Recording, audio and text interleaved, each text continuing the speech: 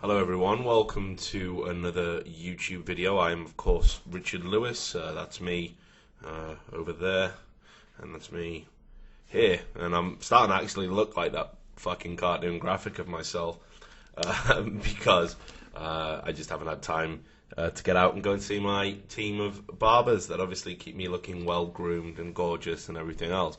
So, first off the bat, just want to say I have got a different sound setup now. You will notice there's a mic just poking into shot here. Reasons for that is, like I obviously had a bit of money coming in with the Patreon and donations and been streaming a bit lately. So I wanted to try and improve so the sound quality. I never thought it was particularly bad, but this room's pretty big, so the acoustics can be a little bit fucked up. So I got like a setup, or an arm where it holds the mic under your mouth, and I got a pretty good microphone, an upgrade from the one I had, which was already a studio condenser microphone. So we're going to see if this works out. This is a bit more bassy, and I've spent all day tweaking with the settings and uploading videos to YouTube and stuff. So just if this does sound worse, or if there's a way we can tweak it or whatever, I don't mind if you want to leave a comment about that on this video in particular. Feel free to do that. We'll just tweak it moving forward.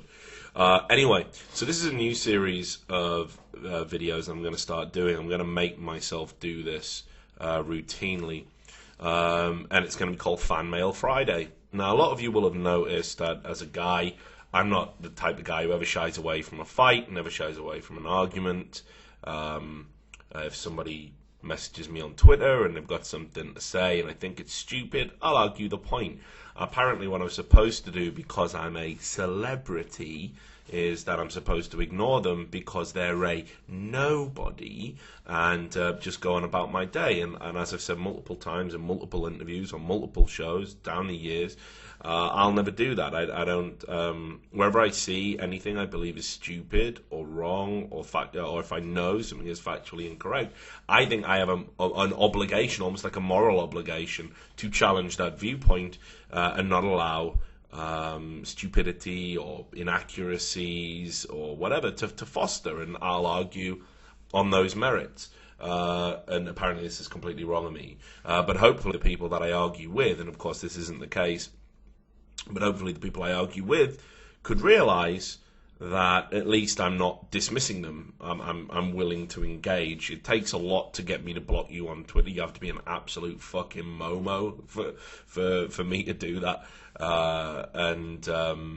Yeah, I mean, I'll happily go back and forth. I'll keep people on my Twitter feed who say things I disagree with. I work at Breitbart now, and obviously we've all got very different views in the tech section, but I love all of the team, especially Milo, obviously. Milo comes out with some stuff, and I'm just blown away by how stupefyingly ridiculous it is, but I respect his opinion. I respect the intellect behind that opinion. So anyway, I do have a tendency to focus on the negative. You're absolutely right. I don't think that psychologically that's a big reveal. That's just me. So what I want to do is start focusing on the positive, and that's what Fan Mail Friday is all about. I get a massive amount of fan mail. I do get messages. I have a lot of people reach out to me privately on Twitter, on Facebook, on Skype if they can find my ad. I'm kind of like the fucking A-team in that sense. And these individuals, I always try and reply to it, but the amount of time it takes to type up a reply when I'm already writing and working and everything else, it can mean that not everyone gets the attention they deserve. And whereas I might spend a good 10-15 minutes arguing with some fucking cretin on Twitter, I could use that time to reply to a piece of fan mail, couldn't I? And I don't, and that's terrible of me. So I need to fix that. So I thought that what we'd do is every Friday I'd put out a little half-hour video just going through fan mail, and obviously there's a backlog, and I get about, I'd say I get 1 or 2 pieces a day.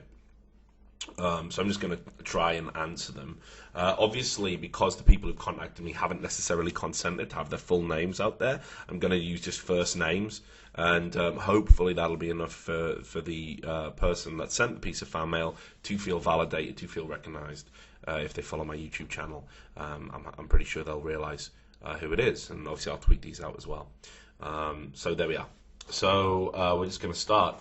A chap called Jonathan got in touch with me, and this is quite a common type of message I get. But if I get repeats, I'll try and address them as specifically as possible. So, hey Richard, I was wondering if you could give me any advice on trying to get an internship/job in esports in North America. I don't really have a particular position in mind right now, although I would like to work at the actual events. I've done a little bit of volunteer work for some MMA events in the past and also some video production, but I'm 18, so I really don't have much experience. It seems like, to me, the only real option is MLG, which I would like to stay away from if at all possible. I know you'll probably say getting a job, I don't know why that is to begin with, but he doesn't clarify that point, so I can only speculate. I know you will probably say getting a job in esports is the worst idea ever, but hey, it's always been a passion of mine. If you have any thoughts or ideas, I would appreciate it. Anyways, I've been really enjoying seeing you as an analyst for CSGO, although more of a Quake UT player myself. I'm really enjoying the new podcast. Never would have expected you to produce the type of content you're producing now. Thanks in advance. So, Jonathan, basically, the first thing is that I really don't know why you would want to discount MLG. I think they're a fantastic company, and they've made some mistakes in the ways they've handled certain things around the Call of Duty League. But when it comes to running events, they're amazing. I mean, MLG Aspen, I think, showed us that they're capable of really raising the bar and doing things on a level that perhaps some of their European rivals can't, some of the bigger names. So, which is why I'm so super excited about the MLG Major. That said, I mean, in North America, there are going to be opportunities now. Perhaps if you'd sent me this 3 years ago, I'd have told you were shit out of luck, frankly.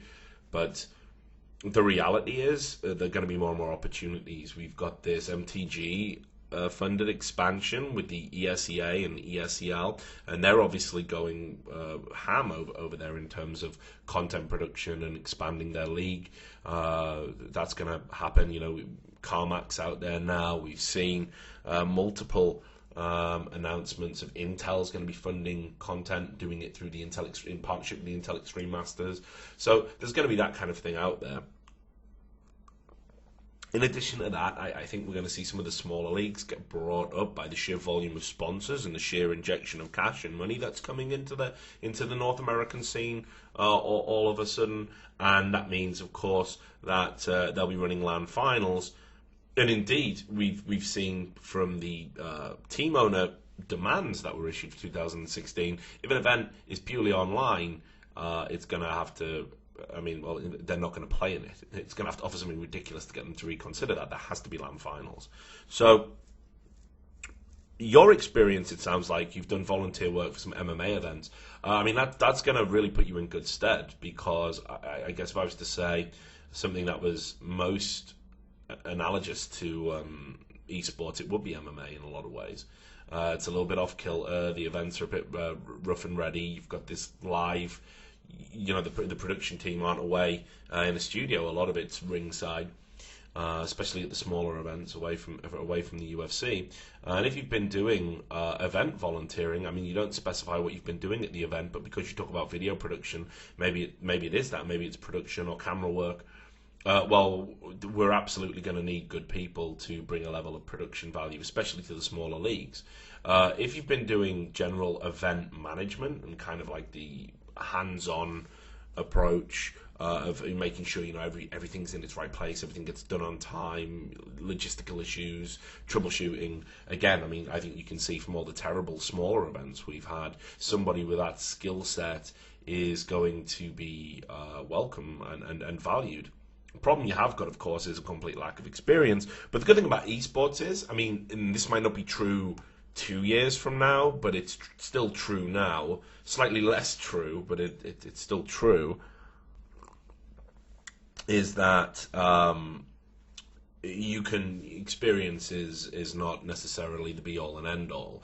People have a tendency to think about budget first, and we still operate on a volunteer economy, for want of a better phrase. We utilize people who give their talents basically away for free, or for very, very cheap indeed. And certainly we're only starting to come up to market value now. So as a result, just the fact that you are willing to volunteer and offer them for free, someone is going to take you up. My advice, and this is my advice in general to anyone who wants to get into esports, is it's one thing to send out CVs, emails, tweet at people, talk to people on Skype, contact people like myself. That's all well and good. But the best thing you need to do, in the words of David Simon, when he was describing what good journalists do, he said that what good journalists do is they just hang out. And I think this applies for a lot of industries, that if you want to get into the industry, if you want to become a known presence, if you want to establish yourself within any circle, the best thing to do is to just go to events. Don't foist yourself on anyone. Don't push an agenda. Don't go begging for jobs and handouts and whatever else. Just go to the event and hang out, meet people, get a feel for what an event's like, how it runs, and just you'll strike up conversations randomly, be it at a bar or otherwise. You'll bump into people. You'll be able to watch and identify problems as they're occurring and think, okay, well, I didn't realize it was like that. You might even be able to speak with other volunteers, other crew members, and they'll be able to tell you some of the darker side of esports.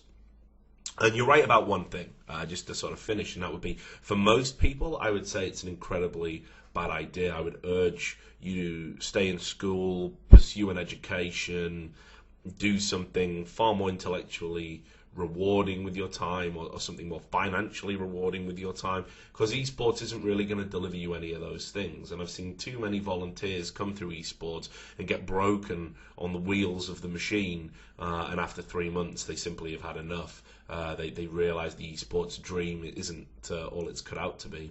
And there's a lot of people in the industry that you need to answer, and in my opinion, atone for that being the case.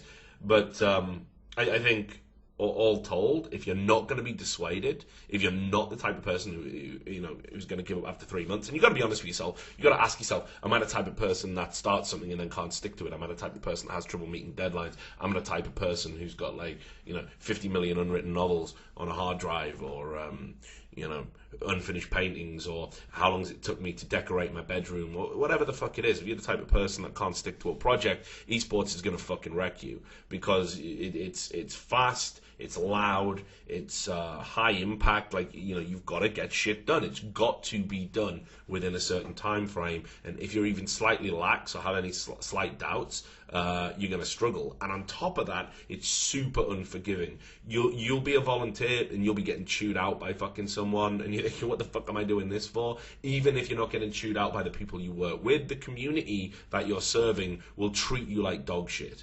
So you've got to go in with your eyes open. But that said, good people are always welcome, and you shouldn't necessarily sell yourself short. Sure, maybe 1 or 2 events volunteering, but know your value, and make sure you come into the industry representing your own interests in the best way possible. So, what have we got here? This is interesting. I guess I'll do this one as well. It's a little bit of overlap. So this is from someone called Jimmy. Dear Mr. Lewis, so it's formal. I appreciate that. You can just call me Richard, though. I appreciate that you are a very busy individual, especially at the moment. But I've decided to send a message more for my own peace of mind than anything else. A little bit of background about myself.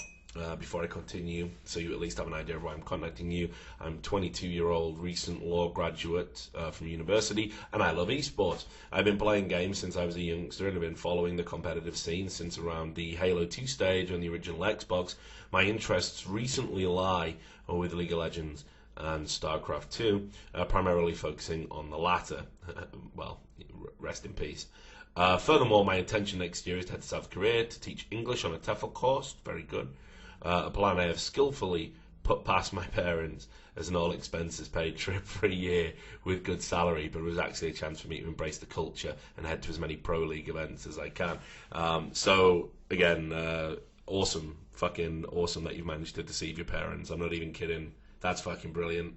And I never, and just as an aside here, I've never understood why parents, like I was obviously very different. My parents were, I guess the kind way of saying it would be hands off, but I really don't understand it when parents are still interfering with people's lives. You know, if you look at every successful person, almost every successful person, there comes a point in their lives where they have to go out and blaze a fucking trail and take a risk and risk disapproval from their parents. And anybody who is willing to do that, especially if you come from a family that are likely to be very damning and condemning if you get caught, that you're all right in my book. So 2 thumbs up there. Anyway, given I have no journalistic experience, I would greatly appreciate the opportunity to put together some small articles for you to read, and hopefully this will give me some experience at working under an experienced editor and will provide me the self-satisfaction of seeing my work potentially published. Without sounding overtly sycophantic, please do. You are one of the few journalists in the industry who I have a great deal of respect for, and who I do not feel panders to whichever organisation is likely to support you in the future. Given I am still massively overdrawn after my adventures as a student, again, you have my sympathies, this would very much be a work on the side for which I would not expect to get paid, but which I would hope would put me in a great position for my CV if I ever applied to a position as a content producer in esports in the future. As I said in the beginning, I fully expect this message will go unread, but in the off chance it doesn't, I would love to discuss this further with you on Skype or some other method of communication, blah, blah, blah. Kind regards, Jimmy. So, first thing is, definitely don't look to me as like the touchstone of journalism. I get so many people sending me work, and I'll be frank with you, I am not. I've been an editor. I despise editing. I find it tedious, frankly. I've turned down multiple editorial positions on the basis I solely want to focus on the writing. I simply don't have, like, when you're an editor, the status is brilliant. The status, he runs a publication. You get to set the tone, assign stories. Love that side of things.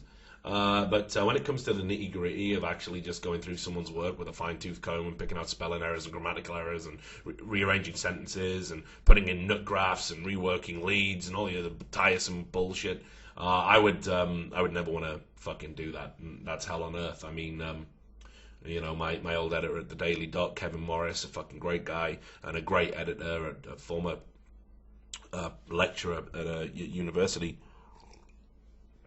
He takes joy in taking other people's work and making it better in a way that few editors I've worked with do, and Milo's the same. Milo takes my work, and if there's a few dry paragraphs in it or whatever, he can add spice to the gumbo and make it a better piece. Those people are phenomenal editors. They're not. I'm not one of them. I'm not the same as them. I can't do what they do with the same verve, joy, and aptitude. So I wouldn't necessarily want you to come to me thinking, in that sense, that any editing I did to your work would necessarily improve it. Obviously, I'll happily read it, and I can certainly forward it on to anyone that I think might be interested in publishing it. But the key thing here is, don't feel that you're. A lot of people message me and they do this. They assign the idea of writing a piece for me. If they haven't got a portfolio, they want to write a piece specifically for me, and this is a problem, Jimmy, because what you need to be doing is every day you've got to wake up and you've got to write. You've got to force yourself to do it. I hate it. I actually hate the physical process of writing. I know that might surprise you, which is why I have to work so incredibly hard at it. I hate sitting down at the keyboard and staring at that blank page with the deadline ticking away. It's a horrible feeling. It's like a feeling of helplessness. And when you eventually craft the work, and when it's actually finished and you look at it, it will never measure up to the version that's in your head. The actual writing process for me is painful, laborious, depressing. So how upsetting it is to be a writer. But what you have, but it's discipline. It's discipline. Motivation is really overrated. Motivation is, if I feel that I can do something, I'll do it. If I feel I have the requisite level of energy or interest, I'll do something. Motivation is a whore. Motivation is not your friend. It isn't loyal to you. It comes and goes. It uses you, and you use it. And it's under the guise of it being something positive. Discipline is what's to be respected. It's dowdy, it's plain, it's not as much fun as motivation. The sex isn't as good, right? But the payoff long term is far better. You have a much better, stable relationship. Discipline, sitting down and doing the work. That's what you need to do. And in this instance, I would say, just write. Don't write for me. Don't write for a publication. Write. If you need people to read it because you're a feedback junkie or whatever, you publish it. Get a blog, man. It's easier than it ever has been. Stick it on Reddit, whatever the fuck you want to do. But you've got to just discipline yourself to just writing every day. Just write every day.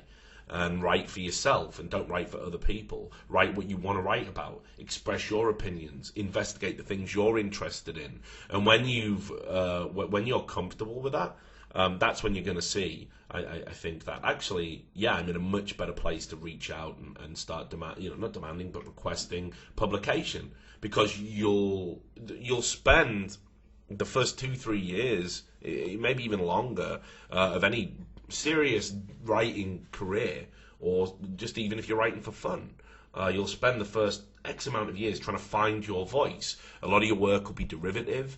You'll be very susceptible to influence from people you respect. Your work will probably echo and emulate people on that basis, and you'll find actually that you're not very. That inner voice, what makes it a Jimmy piece doesn't exist yet. You have to find that. And the only way you find that is by almost trying to be somebody else. And you shouldn't. You can streamline the process by cutting yourself off and just disciplining yourself and just writing what comes out and looking at it. You can assess it, and put it out publicly when you feel it's ready.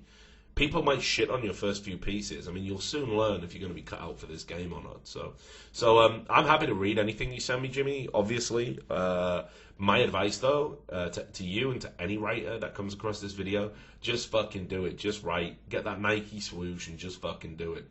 It can be painful. It can be horrible, but just fucking do it. I mean, that's all there is to it, man.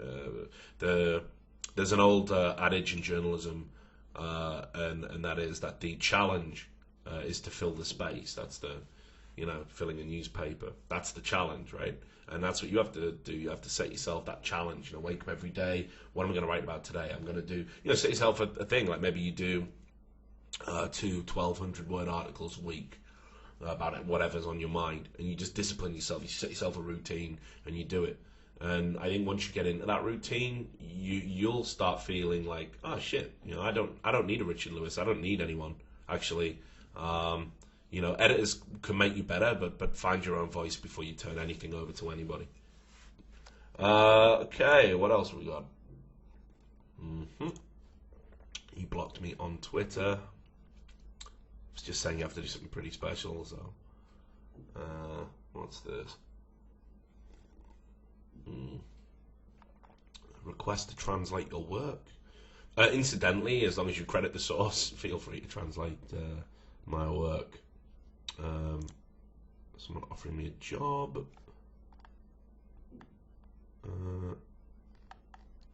Story about a scammer.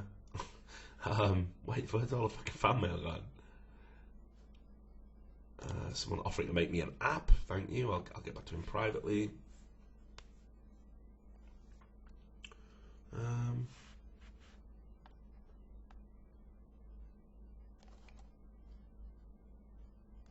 Probably shouldn't read that one.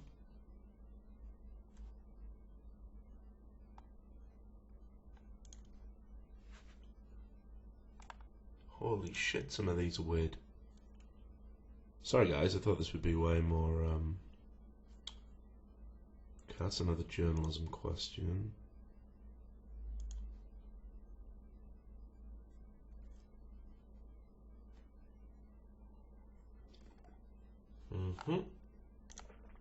What's this one?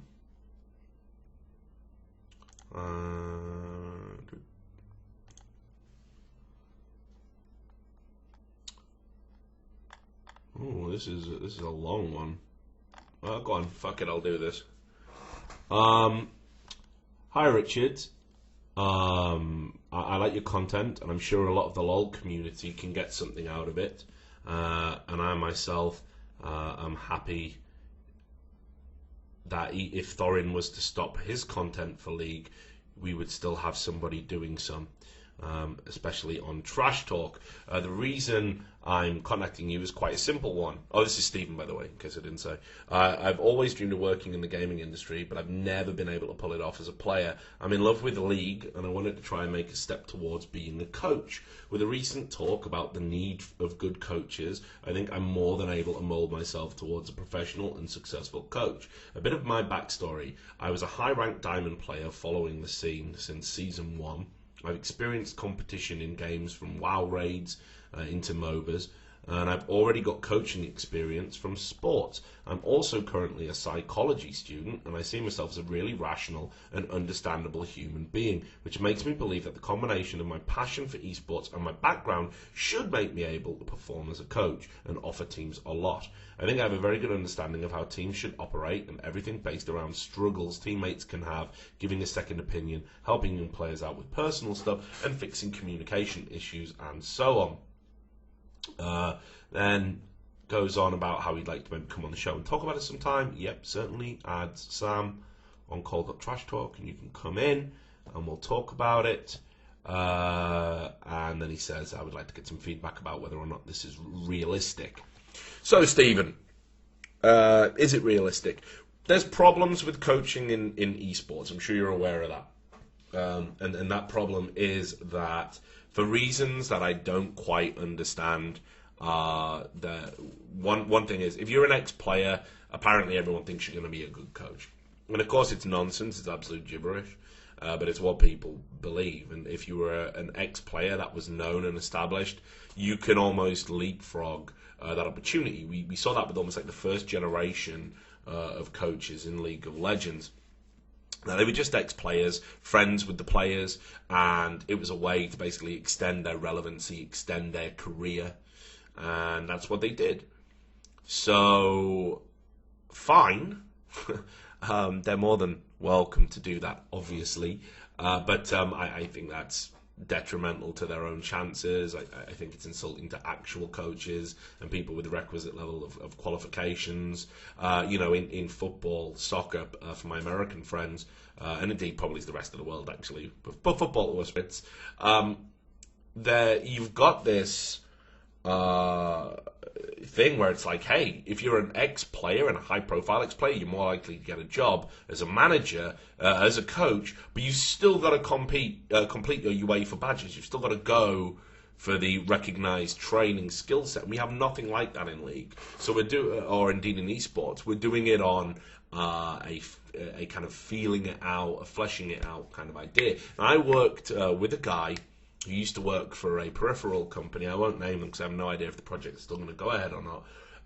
And I was giving them feedback, and they wanted to run an official coaching qualification, which I think would be great for the industry. Because what we've got at the moment is, I think there's a real disparity. At one end, you've got players with like no ex-players and guys with like no coaching qualifications whatsoever, and they're getting opportunities based on what they know, who they know, not what they know. And then at the other end, you've got really, really qualified people who maybe don't get an opportunity because they're not esports savvy. People don't know them. They haven't got the hookups, and they can't really do anything. And then I guess if you want to even go a little bit beyond that, because that makes it look like it's the whole spectrum, there is a little bit up here, but I don't really want to talk about it. You've got people who are absolute fucking charlatans, and they might have qualifications, but the shit they say is so fucking absurd. The shit they say has no basis in fact, no grounding. It's not an application of their applied sciences or training or whatever you want to call it.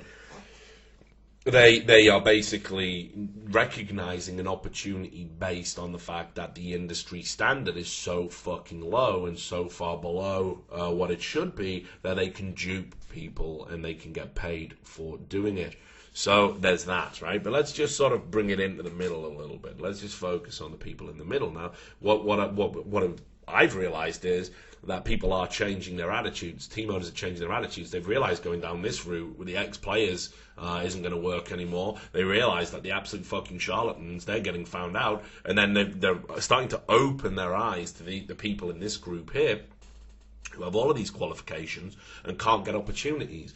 And I think what will start happening is, in the same way that we have like open tryouts for players, I think we'll start having open tryouts in a way for coaching. I think you'll bring a coach in, you'll have an interview process, and then if they impress suitably, you will put them in for a trial period. I mean, ideally in, I guess, an off-season or a training period where there aren't any vitally important games.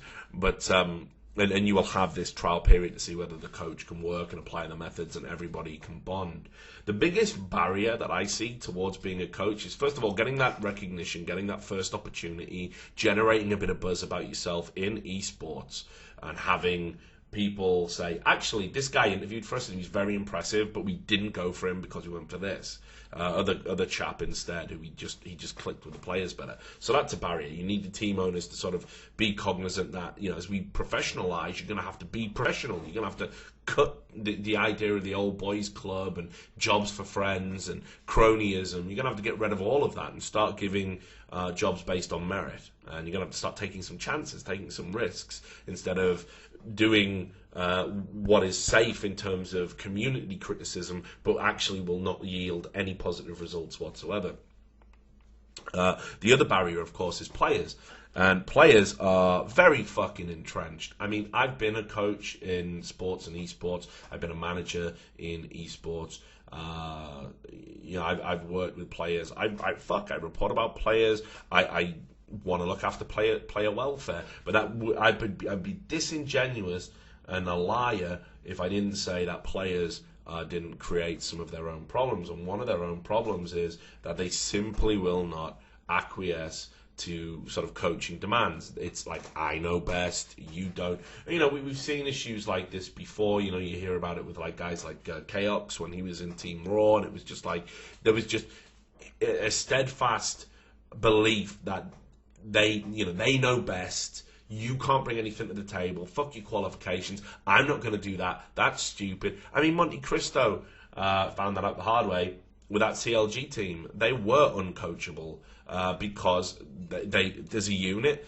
they were all very aloof and egotistical, and they simply weren't willing to engage with the system, engage with the program. And the reason, and if somebody like Monte Cristo, with his reputation and his smarts and his level of industry respect, is going to struggle to coach some players, a guy who doesn't have that name, doesn't have that pedigree, you better believe that you're going to have to find a way to bond with these players super quick, or you're on borrowed fucking time. And that's another worry, that the results, if they don't go the way they should on paper, obviously it's hilarious, because it's like when players are winning and playing well, we seem to have this mentality of like, oh, the players are awesome. You get the occasional shout out for the coach if they're high profile. No one really talks about the infrastructure. No one really talks about the analysts that get up every day and do the demo reviews for them, present information in a nice little package, scout out the pick and bans. Those guys are just anonymous, right? No one ever says, well, you've got a good infrastructure. The team is winning. It's working as a unit. You see that in NFL. You talk about the fucking offenses and defensive coach and the head coach and all this, and a fitness coach and all this, and it's the parts of the machine that all come together to build success.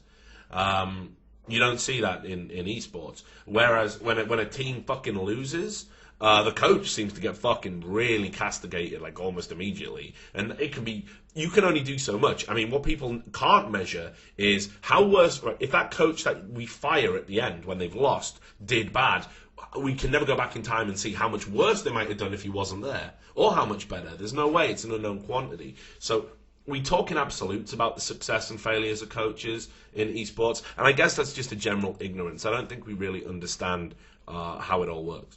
So, Stephen, to get to your point, the best thing to do is to put yourself out there. I know a lot of respected coaches that when they first came into esports, they actually volunteered their services. They gave away their very considerable time for free, and unfortunately, that's maybe what you have to do just to establish yourself in the scene, just to get that first opportunity, and you know, it might even better. Why not why not do a recorded and controlled experiment? Why not go to a small team, a team that is struggling in results and in recognition, someone who's like outside of LCS, maybe even outside of Challenger, and record the progress, talk about your methodology, create exercises, create a blog, create YouTube videos, explain your process, and measure progress for each of your players and indeed the team and results. And you know, maybe it works, maybe it doesn't, and people will definitely talk about that. There's definitely a not a market, but there's an audience for that. So yeah, that's what I do. Hopefully that answers some of your question. Anyway, we've already gone past the 30 minutes. I do like to pontificate a little bit with these replies, so apologies. But we're going to do this every Friday. Obviously, I encourage all of my supporters and fans, whether you're a Patreon fan or just a Twitter follower or a Facebook follower or whatever it is, definitely if you ever want to get in touch, do it. I'm an accessible guy. Don't believe the hype. I don't hate everybody. And I will do my best to eventually get around to answering your question or reading out your positive message. Anyway, thanks a lot for listening to this video, and see you next Friday.